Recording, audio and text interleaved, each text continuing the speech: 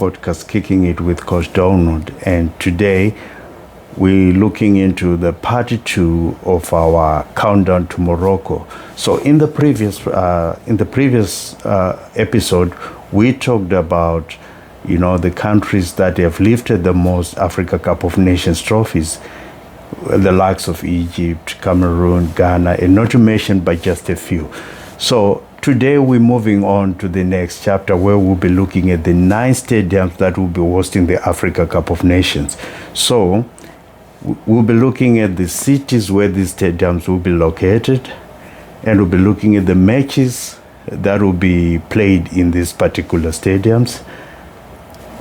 Not only that, we'll also be looking at the financial investment that was made towards these specific stadiums, as well as the capacity, that these stadiums have in terms of, the capacity, the spectators that can be accommodated in these particular stadiums. Okay, so after that, we want to look at the FIFA. What does FIFA look into before they approve stadiums, for international matches? So we'll be looking at the FIFA blueprint for stadiums. That will be the last segment of this podcast. All right, so let's dive into our today's topic. So the first stadium of the 9 stadiums that will be hosting the matches in Morocco will be a stadium that is in the city called Agadir. Okay, this stadium is called Adra Stadium. It's there in Morocco, in the city called Agadir. So the cost that was incurred constructing this stadium amounted to $60 million US, $1 million. That's the cost. And the capacity is 45,480. That's the capacity, of this stadium. So the matches that are to be played in this stadium include Egypt versus Zimbabwe, the first game of both Egypt and Zimbabwe. These are Group B matches. So this match will take place on the 22nd of December, okay, at 5 p.m. So the Warriors fans and the Pharaohs fans, take note of this date, okay. Then the second match on the stadium will be on the 24th of December, and that will be Cameroon versus Gabon. Then on the 26th, Egypt will play South Africa. Then on the 28th, Gabon will play Mozambique. On the 29th of December, Angola and Egypt will also play in the stadium. Then the final game in the stadium for group stage matches will be Mozambique versus Cameroon. Okay, so let's move on to the second stadium, which is Prince Moulay Abdullah, which is in the city called Rabat. It has the capacity of 68,700, and the cost for constructing this stadium amounted to $75 million US. Okay, so the matches to be played include the first game, the Group A match, Morocco versus Comoros. Then Tunisia versus Uganda. So the Morocco versus Comoros will take place on the 21st of December. Then Tunisia versus Uganda will be on the 23rd of December. So the third game will be Morocco versus Mali. That will take place on the 26th of December. Then Benin versus Botswana on the 27th of December. Then Zambia versus Morocco will take place on the 29th of December. Then the final game on Prince Moulay for group stage matches will be Tanzania versus Tunisia. This match will take place on the 30th of December. Okay, so let's move on to stadium number 3, which is the Mohammed V Stadium, which is in Casablanca. Okay, so the costs for constructing this stadium amounted to $23,650,000, and the capacity for the stadium is only 45,000. So it's a medium-sized stadium. All right. So the matches to take place include Mali versus Zambia, which will take place on the 22nd of December, and Zambia versus Comoros will take place on the 26th of December. Then Equatorial Guinea versus Sudan, that will be 28th December. Comoros and Mali will play on the 29th. Then Sudan and Burkina Faso will play on the 31st of December. So that is it for the group stages matches that will be played on Muhammad V Stadium. Okay, so let's move on to the fourth stadium of the 9 stadium that will be hosting the Africa Cup of Nations matches in Morocco. We have the Fez Stadium. Okay, the Fez Stadium, the cost for constructing Fez Stadium amounted to 5.5 million, and the capacity is 45,000. So the matches to be held under the stadium will be Group C matches. So I feel it was a bit unfair to make Nigeria play most of their matches here in Fez Stadium, because that would give Nigeria an advantage, in my opinion. So you realize that most of the Group C matches, they take place in Fez Stadium. So Nigeria will play most of their games. If not all, they'll play them. They'll play them in Fez Stadium, which I feel like it's an advantage, because they'll be used to the pitch, right? They'll be familiar with the turf and everything, which is an advantage to them. So CAF, they should have looked into this situation, and they could have done better, in my opinion. So on the 23rd of December, Nigeria will play Tanzania. Then on the 27th, they'll play Tunisia in Fez Stadium. Then they'll go on to play Uganda on the 30th of December. Okay, so let's move on to the fifth stadium, which is Marrakesh Stadium in Marrakesh. Okay, the city called Marrakesh. So it has the capacity of 45,240, and the matches that it hosts include South Africa versus Angola. That will take place on the 22nd of December. Then Ivory Coast and Mozambique will take place on the 24th of December. Angola versus Zimbabwe on the 26th. Then Ivory Coast and Cameroon I'll play on the 28th. Then Zimbabwe versus South Africa will play on the 29th. And finally, it will be the game Gabon versus Ivory Coast. Okay, that's on the 31st. So the cost for Marrakesh Stadium, I didn't give it to you. So I think it's $130 million. That's the cost for Marrakesh Stadium. Let's see, 130 or it's 30 million. Okay, so it should be 30 million for Marrakesh Stadium. It's 30 million, so not 130. All right. Then stadium number 6 is Moulay Hassan Stadium, which is in Rabat. And the cost for Hassan Stadium, which is in Rabat, and the cost for construction the stadium is 320 million. It only has a capacity of 22,000. Okay, so the matches to be played in the stadium on the 24th of December will be Algeria versus Sudan, followed by the match on the 28th. That will be Algeria versus Burkina Faso. Then Equatorial Guinea will play Algeria on the 31st of December. Yes, the 7th stadium will be Prince Moulay Abdullah Olympic Annex Stadium, that is in a city called Rabat.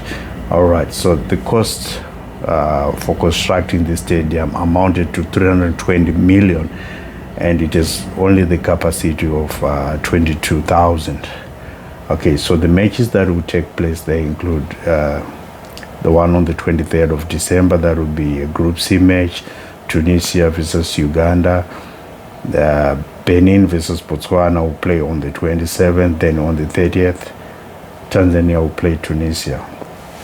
So the 8th The 8th stadium will be Al Barid Stadium, again in Rabat. So it looks like Rabat, the city of Rabat, there'll be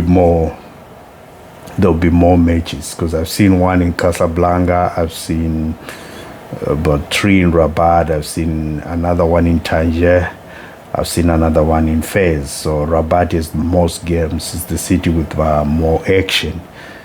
Okay, so Al Barid Stadium in Rabat, that stadium is amounted to 78 million construction cost. It is only the capacity of 18,000. It's not a big stadium, it's a very small stadium. So the first game will be on the 23rd of December. That will be Congo versus Benin, and Uganda versus Tanzania will play on the 27th. Then Botswana versus DRC again on the 27th. So the first game will be at 2:30 p.m. That will be Uganda versus Tanzania, then followed by Botswana versus DR Congo in the evening, 7:30 p.m. The last stadium will be Ibn Battuta Stadium in Tangier.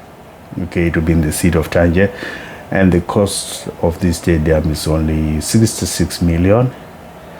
It is the capacity of 75,000. It's a large stadium. Okay, so the first game in Ibn Battuta Stadium will be between Senegal and Botswana.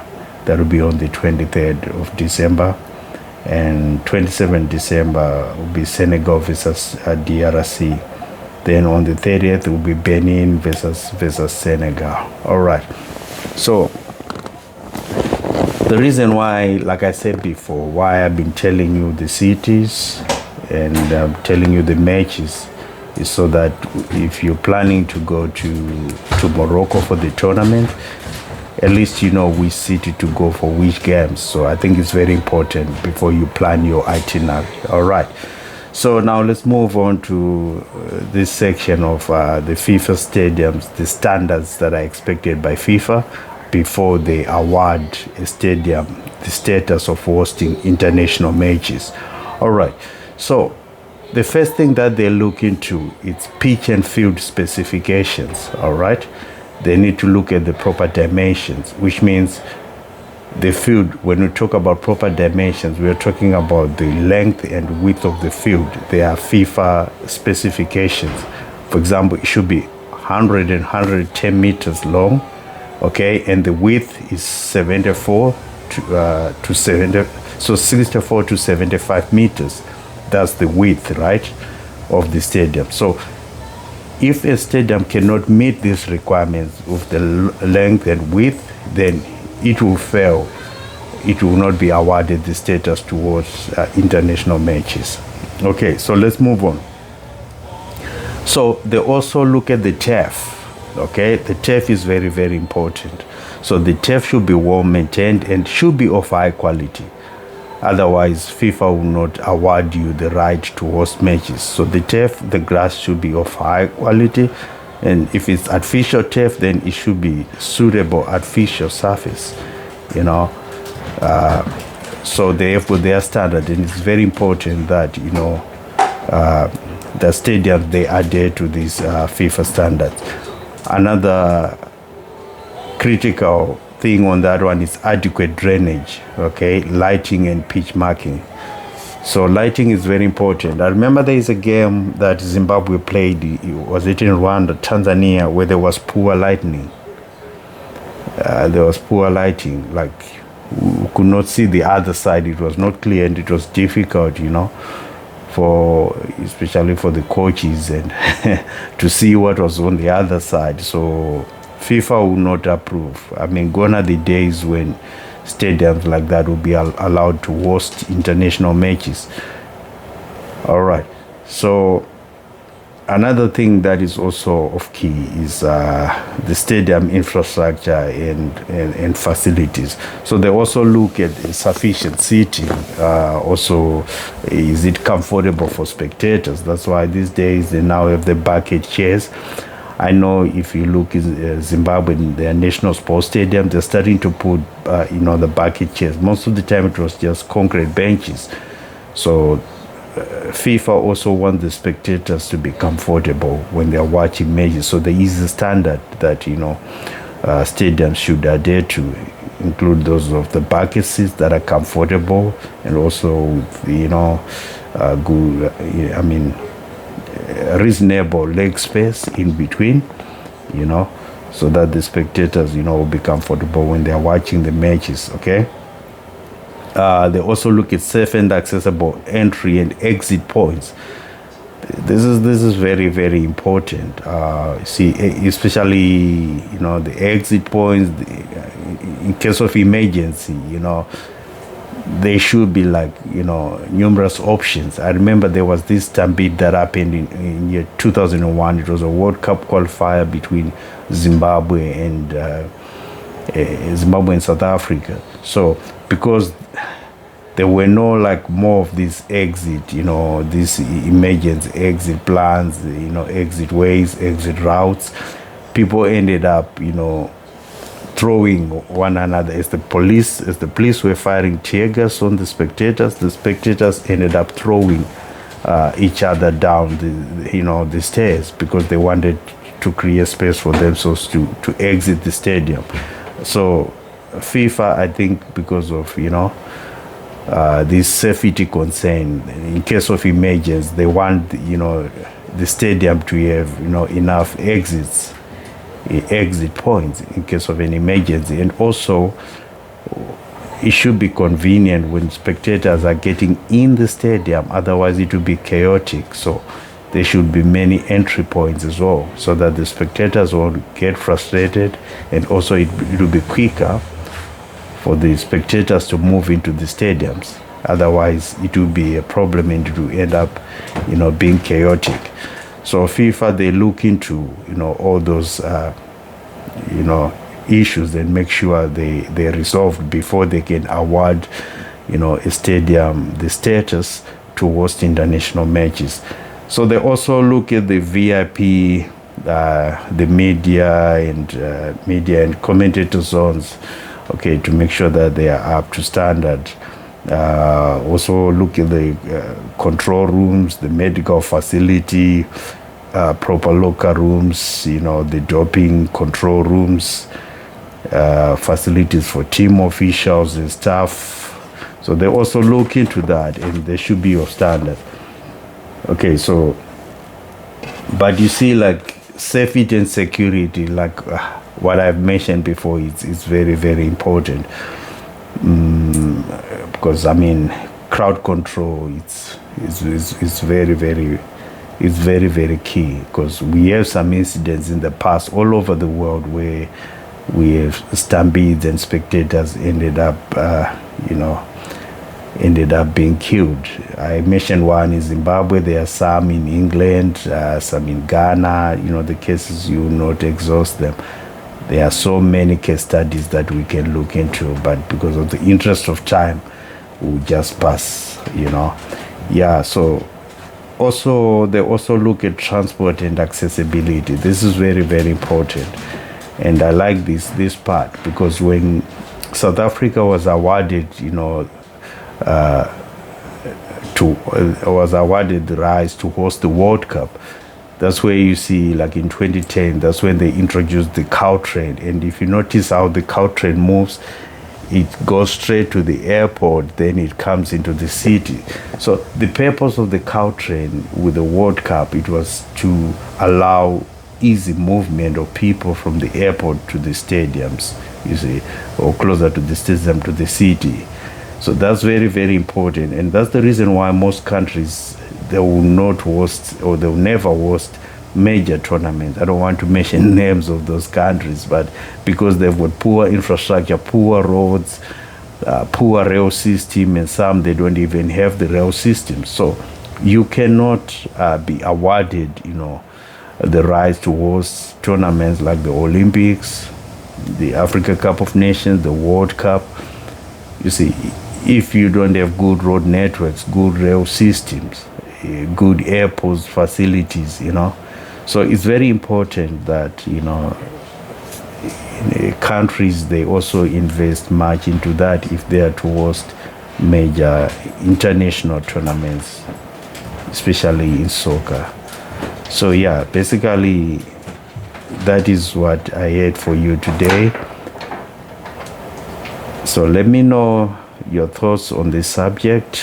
You can as well write in the comment section, then we keep discussing. And I also want to appreciate the people who follow the podcast for the feedback, because it is the feedback that you give to me that makes us improve the podcast. So I want to assure you that every podcast, I take the feedback that you send to me and I try to make the podcast better. So this Afcon, let's be a community and let's stick together supporting this podcast. So remember to like, subscribe, and share this podcast. Till we meet again, it's Coach Donald signing out. Enjoy your evening, your day, depending with the part of the world where you are. Okay, that's me. I'm signing out.